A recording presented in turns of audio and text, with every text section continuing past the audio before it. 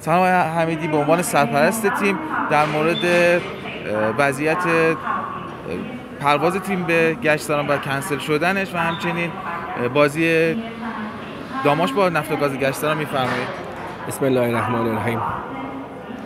عرض ادب و سلام خدمت همه عزیزان هواداران تیم داماش.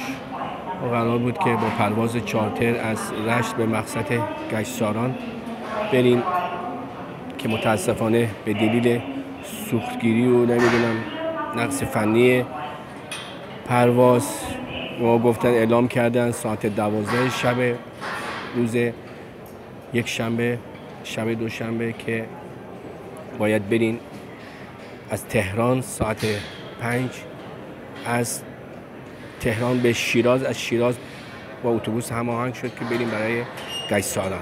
متاسفانه تو اتوبان رشت به تهران بودیم که از دفتر هواپیمایی تماس گرفتن که پرواز تهران به شیراز شما به دلیل مشکل فنی کنسل شده.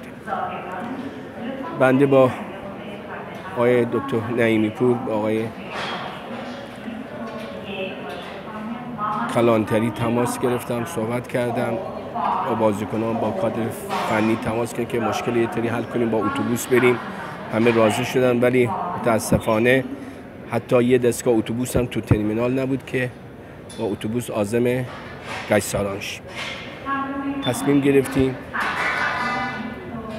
با آقای کلانتری به دلیل شرایط بازیکنان، وضعیت طولانی راه و همچنین بازی حساسی که پیش رو داریم، از ادامه سفر به گشتاران که واقعا نمیشه،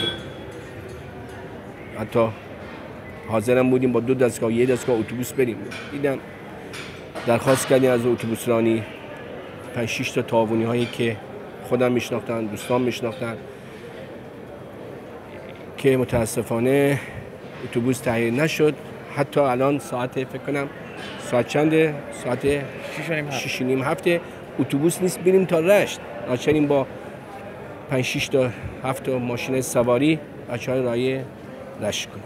یه سوالی که مطرح میشه، شما به عنوان سرپرستی مکاتباتی رو با سازمان لیگ انگار برای تغییر ساعت بازی داشتید که از 3 بیاد به 2 و همچنین که آیا برای اینکه حالا یه بازی دیگه برگزار بشه، بازی جایگزینی بشه، کارایی رو انجام دادید یا میخواید بدید یا با فدراسیون تماس گرفتید؟ قبل از اینکه از رشت بریم به سمت گشتاران با آقای فرهانی مسئول لیگ 1 تماس گرفتم، صحبت کردیم با تیم سرپرست تیم نفت و گاز گشتاران، خواهش کردیم که بازی رو، چون برگشت پرواز ما ساعت 17 بود، که بازی رو ساعت بزنن ساعت 14 ساعت 2 که ما به پرواز مستقیم بیایم رشت. پرواز که کلا کنسل شد دیگه، برنامه دیگه همیشه تغییر کرد. صحبت کردم با آقای فرهانی با حتما باید برین، با هر شرایطی کس باید برین. نمیشه، ما حتی اتوبوس هم گفتم پیدا نشد. یه تصمیم گرفتیم که برگردیم به شهر رشت. مرسی، ممنون، لطف کردید.